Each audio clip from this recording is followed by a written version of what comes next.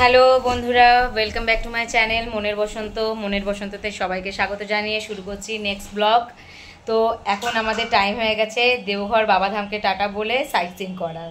তো আমরা হোটেল ছেড়ে দিচ্ছি, ছেড়ে এখন একটা অটো বুক করেছি। অটো দাদা আমাদের নিয়ে ঘোরাবে চারিদিক, তারপরে আমাদের সন্ধ্যাবেলায় জেসিডি স্টেশনে ছেড়ে দেবে। তো চলো যাওয়া যাক, এবার অটোয় উঠবো, তারপরে তোমাদের সাথে শেয়ার করব আজ আমরা কী কী সাইট সিইং দেখলাম। আমরা অটোয় উঠে পড়েছি অলরেডি। তো আমরা প্রথমে এখন যাব অনুকূল বাবার আশ্রমে। দেওঘরের অনুকূল বাবার আশ্রম প্রথম আশ্রম, এখান থেকেই স্টার্ট হয়েছিল। মানে অনুকূল বাবার যারা দীক্ষিত তারা জানেন যে এই সৎসঙ্গ মানে আশ্রম যেটা, সেটা এখান থেকেই শুরু হয়েছে। বাবা অনুকূল বাবা যে অনুকূল ঠাকুর যিনি, তিনি বাংলাদেশের পাবনা ডিস্ট্রিক্টে ছিলেন। সেখান থেকে এখানে এসেই প্রথম তার যে প্রচার, সেই প্রচার তিনি শুরু করেন সৎসঙ্গ আশ্রমে। তো এখানে আমরা এখন যাব এবং দুপুরের লাঞ্চও ওখানে করব, একটু সময় কাটাবো ওখানে। তো চলো যাওয়া যাক।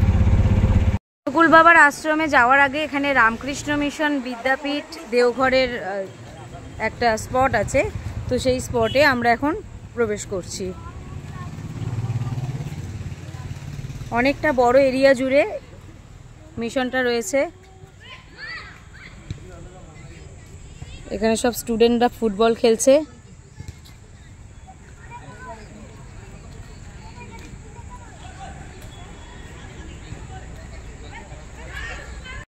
মিশন চত্বরটা অনেক বড়, আর সব স্টুডেন্টরা এখানে ফুটবল খেলছে, মানে মাঠ ভর্তি।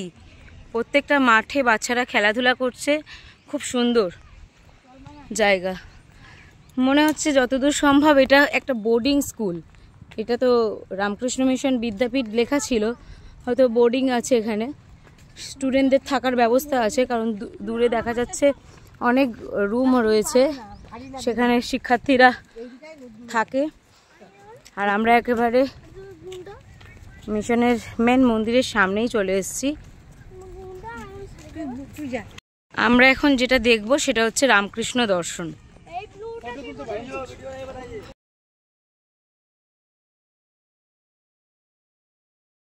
তো ফাইনালি আমরা রামকৃষ্ণ মিশনের ভেতরে ঢুকে রামকৃষ্ণদেব, মা শারদা আর বিবেকানন্দ স্বামী জিকে নমস্কার করে প্রণাম জানিয়ে আমাদের নেক্সট ডেস্টিনেশনের দিকে এগোচ্ছি।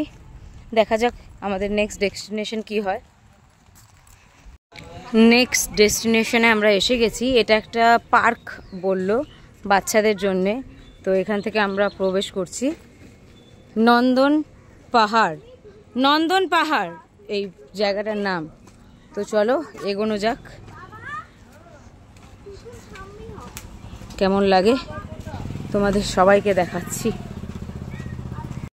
এই হলো নন্দন পাহাড়।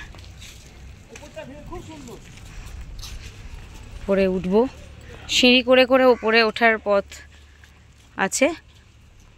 হলো প্রথমেই আছে নন্দী বাবা, এর সাথে পার্কটার সাথে একটা মন্দিরও আছে। এই হচ্ছে নন্দী বাবা।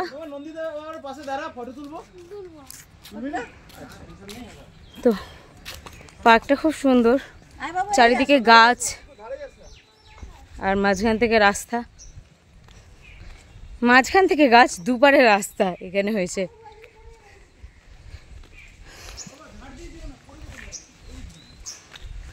সুন্দর সুন্দর ফুল ফুটে আছে, আমি দেখতে পাচ্ছি বিভিন্ন কালারের ফুল ফুটে আছে।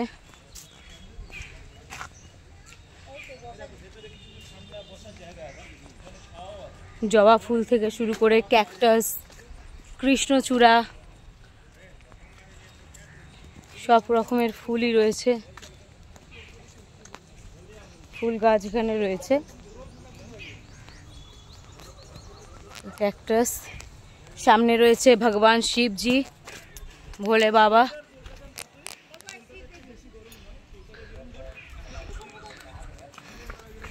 এখানে দোলনা টোলনা রয়েছে, খাবার জন্য একটা দোকানও রয়েছে দেখতে পাচ্ছি। এখান থেকে পুরো শহরটা দেখা যাচ্ছে।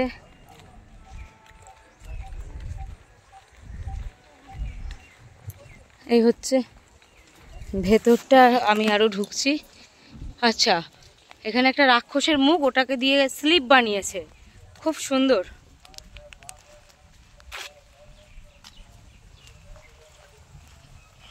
মানে ড্রাইভার দাদা আমাদের বলল যে সত্যিই বাচ্চাদের পার্ক, মানে বাচ্চারা এসে খুব মজা পাবে, সেরকমই সুন্দর জায়গা।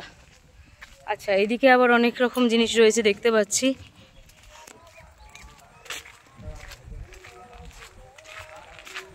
ভূতের গুহা রয়েছে মনে হচ্ছে, যেখানে বাচ্চারা দাঁড়িয়ে পায়ের ব্যায়াম করবে। এখানে মনে হচ্ছে এটা টার্জেন।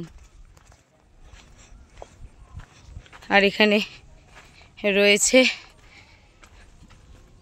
কুমির, কুমিরটাও সিঁড়ির মতো করেছে।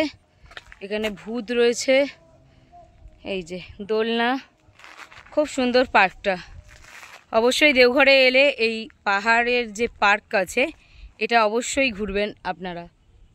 ঘোরা হয়ে গেছে, এবার আমরা মন্দিরের পথে এগোচ্ছি। মন্দিরে ঢোকার মুখেই একটা শিবের মূর্তি রয়েছে। এবার আমরা ভেতরের দিকে যাব।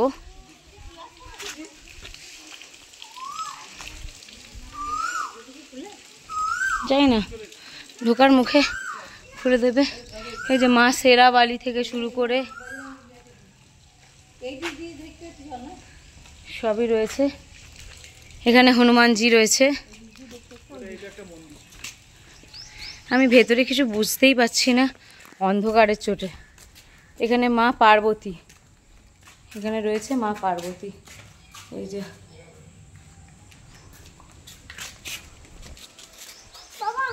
মা পার্বতীর পর এখানে কালী মা। ওই দেখো ওখানে কি লেখা আছে। এবারে আছে বিষ্ণু, বিষ্ণু ভগবান রয়েছে এখানে, নারায়ণ বিষ্ণু। এখানে অনেক পিঁপড়ে আছে। বিষ্ণু ভগবান,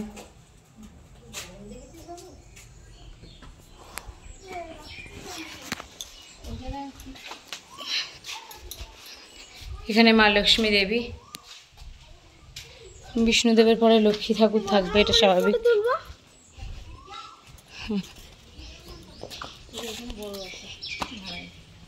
এখানে নারায়ণের একটা বড় মূর্তি,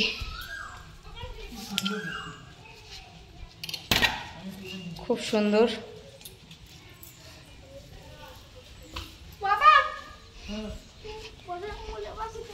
আচ্ছা আচ্ছা আচ্ছা, ঠিক আছে,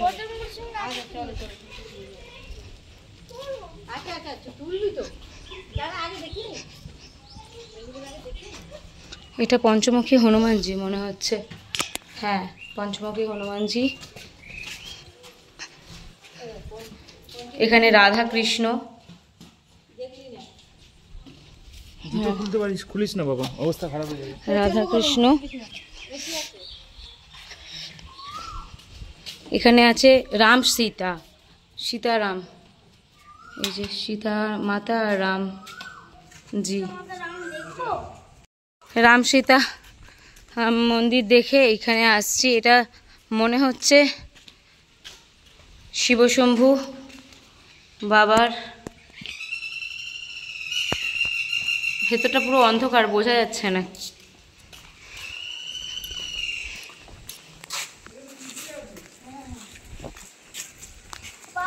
এখানে সরস্বতী মা।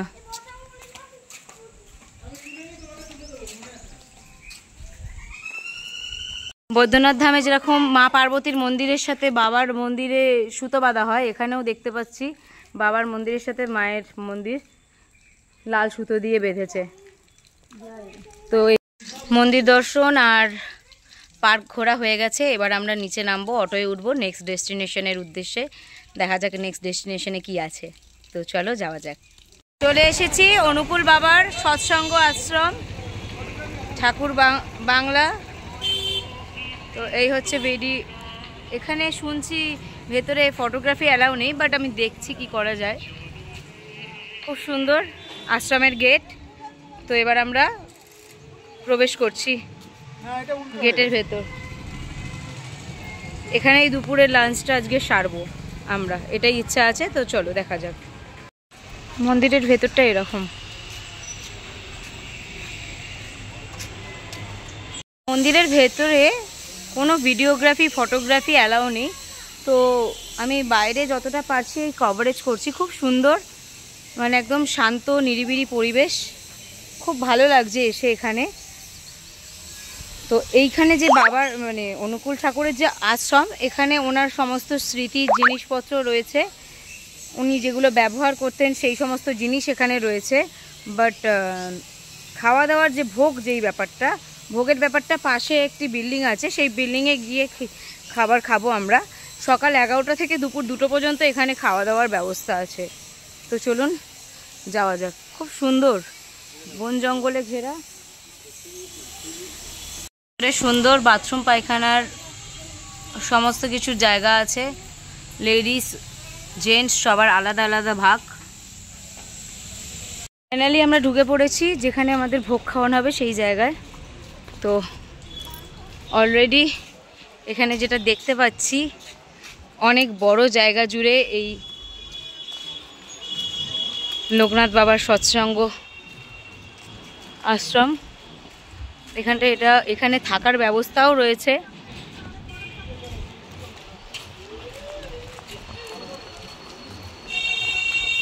আমাদের ভেতরে যেতে গেলে একটু জিজ্ঞাসা করে যেতে হবে যে কোথায় ভোগ খাওয়ানো হয়। যেহেতু আমরা প্রথমবার এসেছি, তো জিজ্ঞাসা করে আমরা সামনের দিকে এগোচ্ছি। সুন্দর জুতো রাখার র্যাক আছে, জুতো রাখার জন্য এখানে জুতো রাখো। এই যে নিত্য প্রসাদ বিতরণ করা হয় এখানে, এর জন্য কোনো চার্জ এনারা নেন না।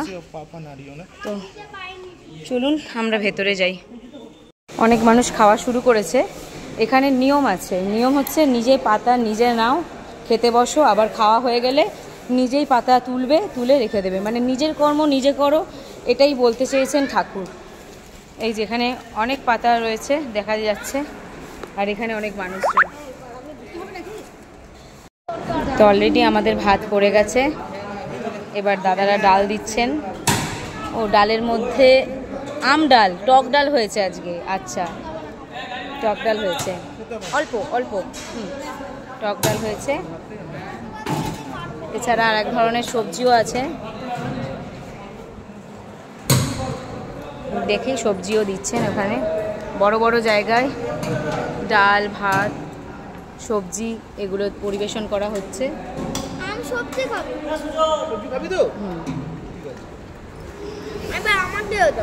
দেবে, সবাইকে দেবে। বাচ্চাটাকে অল্প করে দেবেন, হ্যাঁ একটু আলু দেখে দেবেন।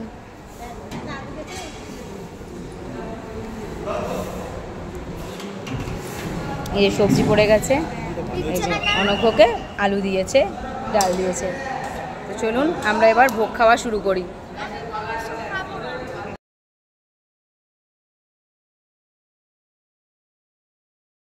সো আমাদের খাওয়া দাওয়া কমপ্লিট।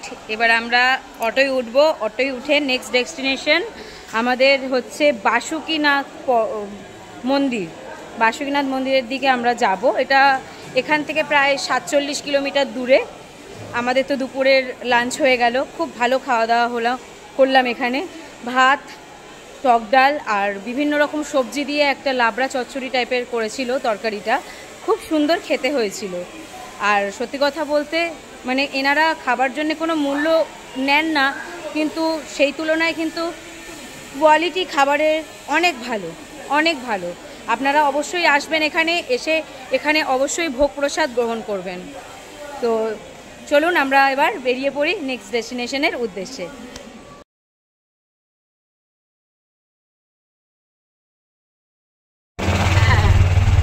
যাওয়ার সময় রাস্তার কিছু ভিডিও।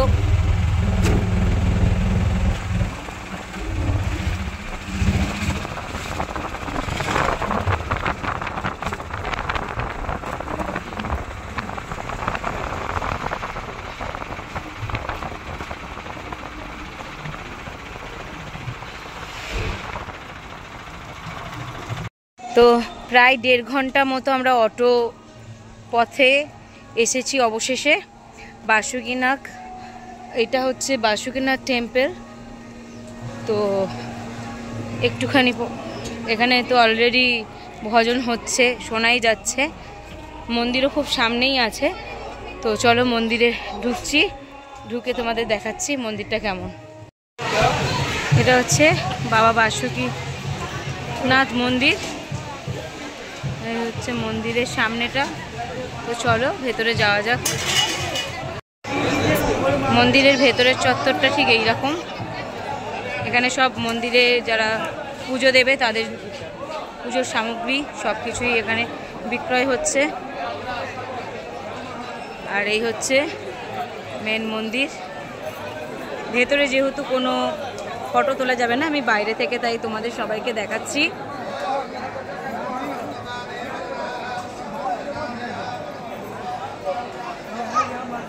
বাসুকিনাথ মন্দির আর এই হচ্ছে পার্বতী মন্দির।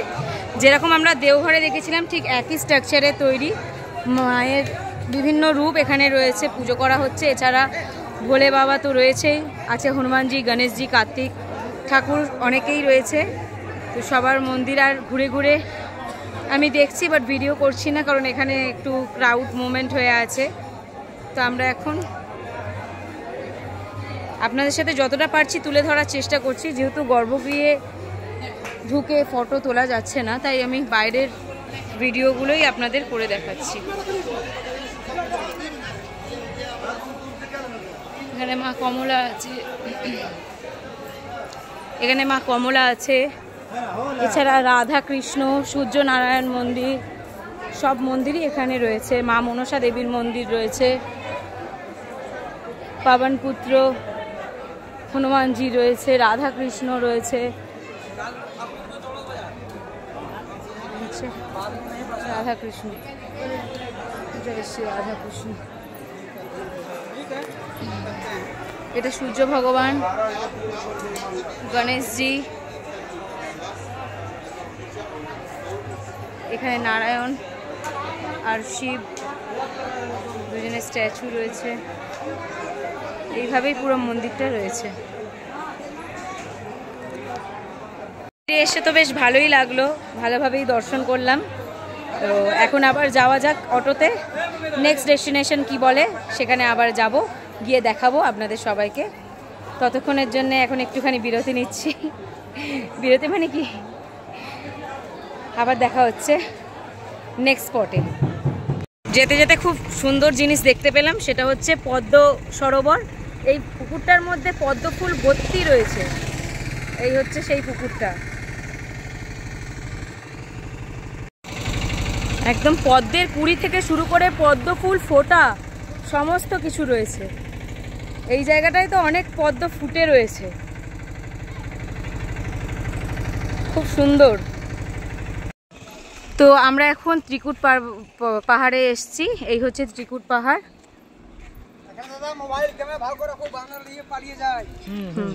তো যেহেতু এখানে মোবাইল মানে বাঁদর নিয়ে চলে যায় বলছে, তাই আমি আর ভিডিও করতে পারছি না। এখান পর্যন্তই তোমাদের সবার সাথে দেখালাম ত্রিকুট পাহাড়। এটা হচ্ছে হনুমানদের সুইমিং পুল। সব হনুমানরা এখানে চান করে। ওই যে নিচে সব হনুমানরা দাঁড়িয়ে আছে, যে হনুমান সাঁতার কেটে কেটে এগিয়ে আসছে। এই দেখো ঝাঁপ দিল। হ্যাঁ, সামনে সিঁড়ি দিয়ে প্রথমে আছে শিব মন্দির, তারপরে ওপরে সীতা মন্দির। বাট আমরা সীতা মন্দির পর্যন্ত যাব না। এই হচ্ছে পাহাড়, বন, জঙ্গল, আর দুদিকে বিভিন্ন রকমের দোকান রয়েছে। এটাই ভালো লাগছে। তো আমরা সামনের দিকে এগিয়ে যাচ্ছি শিব মন্দিরের দিকে। তো এই হচ্ছে শিব মন্দির, আর এখানে হচ্ছে পার্বতী মায়ের মন্দির, চারিদিকে হনুমান। তো আমরা এবার নিচে নামবো। তো ফাইনালি এবার ত্রিকুট পাহাড় দেখে আমরা তপবনের দিকে এগোচ্ছি। ত্রিকুট পাহাড় পুরোপুরি উঠতে পারিনি, তবে এখানকার সমস্ত লোকজন বলছিল যে ত্রিকুট পাহাড় মানে বম্বা বিষ্ণু মহেশ্বর, আর এখানে এলে 3 বার আসতেই হয়। তো আমার তো এটা ফার্স্ট টাইম, আমি জানি না। তবে আমার হাজব্যান্ডের কিন্তু অলরেডি 2 বার হয়ে গেছে, ও আরও 1 বার হয়তো আসবে। তো আমার 3 বার কীভাবে পূরণ হয় আমার এটাই দেখার। তো এখন চলো তপবনের দিকে আমরা এগোই। দেখতে দেখতে তপবনে চলে এসেছি। তপবনের মন্দির দেখা যাচ্ছে দূর থেকে, আর সামনে যে পাহাড়টা ওটাই তপবন। এখানেও হনুমানের উৎপাত রয়েছে। তো আমরা সামনে এগোই, দেখা যাক যদি মন্দিরে ভিডিও করতে দেয় তো ভিডিও করব। আমরা একদম তপবনের মন্দিরের সামনে চলে এসেছি। তো একদম ওপরে উঠবো না, আমরা সামনাসামনি থেকে যেই মন্দিরগুলো হেঁটে মোটামুটি গিয়ে দর্শন করা যায় সেগুলোই দর্শন করব, তারপরে ব্যাক করব। মা, অনঘ্য আর অনঘ্যর বাবা তিনজনে গেছে দেখতে। তো ওরা ফিরে আসবে, তারপরে আমি যাব।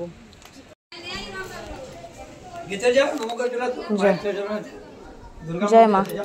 হ্যাঁ গেছে দেখ মন্দিরে যা কোনো বই করবে ইচ্ছা হলে প্রণামী দিবে, না দেবে যাবে যা নিজে হাতে ওখানে টিপটা নিয়ে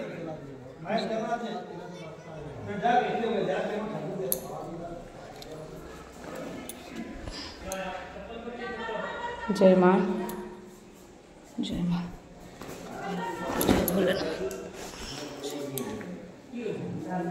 এই হচ্ছে মন্দির। তো এবার একটুখানি সিঁড়ি দিয়ে উপরে উঠবো।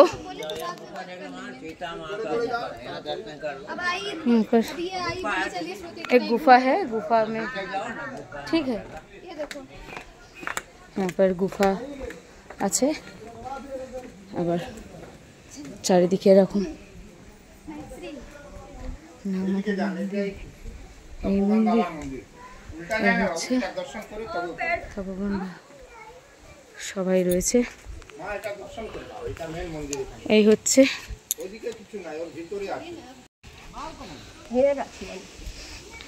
তো এখান থেকে সিঁড়ি দিয়ে আরও ওপরে যাওয়ার ব্যাপার রয়েছে, বাট আমি আর উঠবো না, আমি এই পর্যন্তই দর্শন করে এবার যাব। বাইরে দূর থেকে অন্য অনেক পাহাড় দেখা যাচ্ছে, খুব ভালো লাগছে। আর যেহেতু একটু বিকাল হয়ে গেছে, রোদটা পড়ে গেছে, আরও ভালো লাগছে। তো আমরা তো তপবন দেখে নিচে নামলাম, এবার অটোই উঠবো। তো অটো দাদা বললো এবারে আমাদের নেক্সট ডেস্টিনেশন যেটা, সেটা হচ্ছে নলক্ষ মন্দির। তো আমরা এখন নলক্ষ মন্দিরে যাব। নলক্ষ মন্দির নিয়ে কিছু কথা রয়েছে, যে এই মন্দিরটা নাকি তৈরি করতে 9 লক্ষ টাকা খরচা হয়েছে বলেই সেখান থেকে নাম দিয়েছে নলক্ষ মন্দির। তো সেই মন্দিরে এখন যাব, গিয়ে আমরা ভিজিট করব। তো দেখি, আপনাদের সবাইকে দেখাবো মন্দিরটা কেমন আর কতটা সুন্দর। তো চলুন এগোনো যাক। তো ফাইনালি আমরা লাস্ট ডেস্টিনেশন নলক্ষ মন্দির পৌঁছে গেছি। এবার আমরা ভেতরে প্রবেশ করব। তো চলো ভেতরে ঢুকি। এই হচ্ছে সেই বিখ্যাত নলক্ষ মন্দির।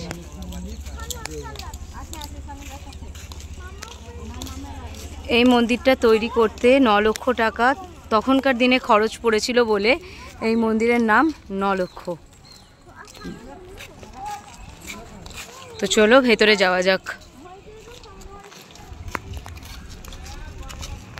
চারিদিকে খুব সুন্দর গার্ডেনিং করা আছে মন্দিরের সাইডে, খুব সুন্দর। আর এখন সূর্য অস্ত যাচ্ছে, ওয়েদারটা খুব সুন্দর হয়ে আছে। শ্রী চারুশীলা দাসী এটি প্রতিষ্ঠাতা। এটা ছবি তোলা না মন্দির নিয়ে যতজন আছে ফ্যামিলি গ্রুপ 60 টাকা দিচ্ছি বড় সাইজ ছবি। তো চলো ভেতরে আমরা ঢুকবো, ঢুকে দেখবো কেমন মন্দিরটা।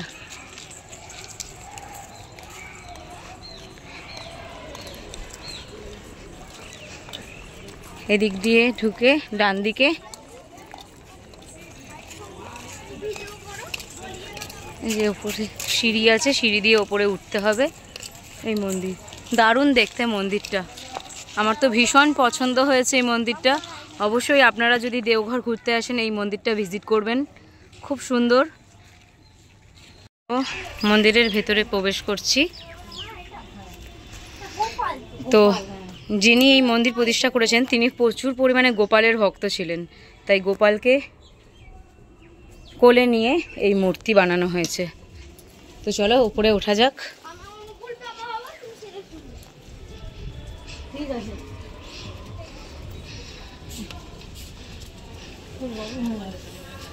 পাথরের না, এই জন্য নিচটা একটু গরম। আর এই হলো মন্দির চত্বর। সুন্দর। সবাই এখানে ফটো তোলা বারণ, আমি দূর থেকে একটুখানি ভিডিও করছি, জাস্ট এই পর্যন্তই। অনেক অলরেডি বসে পড়েছে, তো চলো এগোনো যাক। মন্দিরের চারিদিকে ফুল গাছ ফল গাছ ভর্তি। এখানে তো এত আম হয়েছে আম গাছে যে বলে বোঝাতে পারবো না। আর বিভিন্ন রকমের মানে ফুল গাছ এখানে রয়েছে। এখানে বেল গাছ রয়েছে, বেল গাছে বেল ধরে রয়েছে। খুব সুন্দর জায়গাটা, খুব সুন্দর। ভিড়ভাট্টা নেই, ঘুরে মজা। খুব সুন্দর।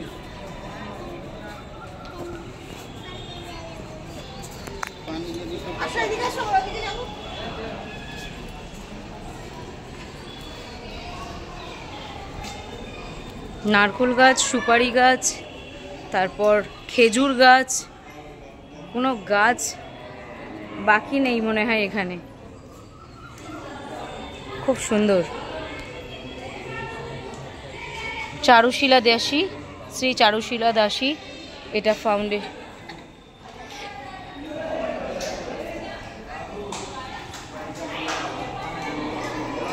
ইনি এই মন্দিরটা প্রতিষ্ঠা করতে ডোনেট করেছিলেন।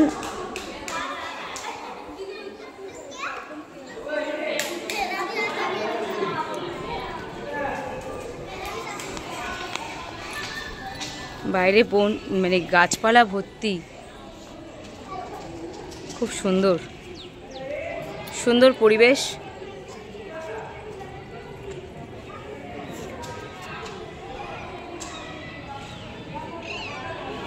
তো কেমন লাগলো আজকের এই ভিডিওটি অবশ্যই আমাকে কমেন্ট করে জানাবেন। ভিডিও যদি ভালো লাগে অবশ্যই লাইক তো করতেই হবে। আর চ্যানেলটাতে যদি নতুন হন অবশ্যই আমার এই চ্যানেলটাকে সাবস্ক্রাইব করে আমার পাশে থাকবেন। তো এবার আমাদের পালা বাড়ি ফেরার, তাই অটো দাদা আমাদের ছেড়ে দেবেন জেসিডি থেকে আমাদের রাত্রের ট্রেন।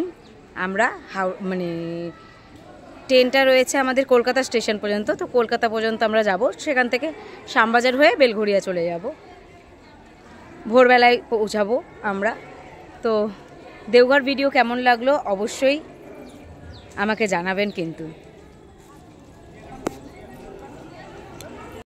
মন্দির চত্বরে আমরা একটু বসে আছি, খুব ভালো লাগছে এখানে এসে থাকতে, বেশ সময় কাটাতে।